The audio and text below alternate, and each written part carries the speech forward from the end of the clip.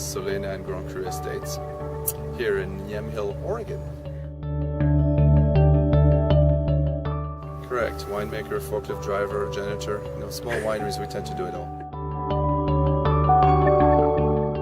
So right here you're in Yamhill, in the Yamhill Canton AVA, and this is one of our newest planning, the Grand Cru Estates planning. This was planted in the fall of 2008, so what you're seeing right now is a 2-year-old vine that will produce some fruit next year. So It's been a great growing season for us so far. Yeah, it seems obvious. We always assume that everybody thinks it's Pinot Noir, and it is Pinot Noir. Oh! It's about 35 acres of Pinot Noir planted here.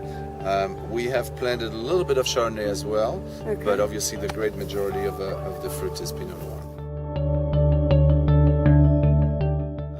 And the beauty of this ground is that it didn't grow very well, so they were trying to do wheat and a lot of different crops, and unfortunately the farmer was telling me this was always very difficult because there was not enough moisture in the ground, and the wheat didn't grow very well. All those things that we were looking for essentially in the soil. So the fact that it was very poor and porous and well drained has been an advantage to us. So everything that historically didn't do well for other crops is what we hope is going to do well for us for our own vineyard. So Solena Estate is about 6,000 cases of wine. The majority of it is Pinot Noir and Pinot Gris.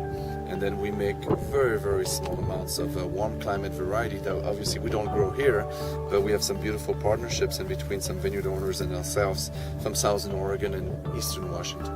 In the winemaking process, once you get into the wine, you'll see that we want to try to be as hands-off as possible.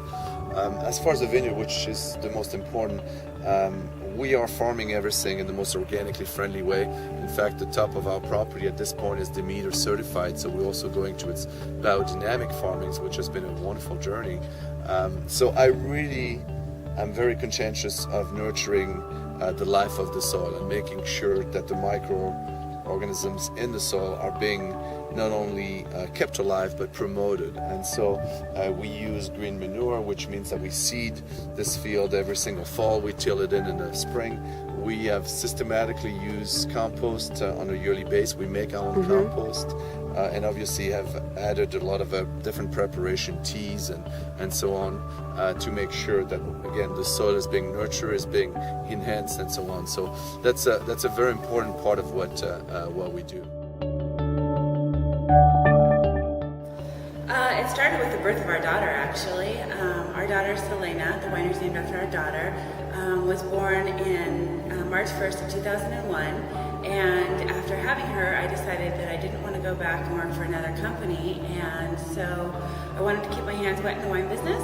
And Laurent created the wine for me, and we made the Solena label as a family, and started a little tasting room in Carlton with the expectation of being garage east winery,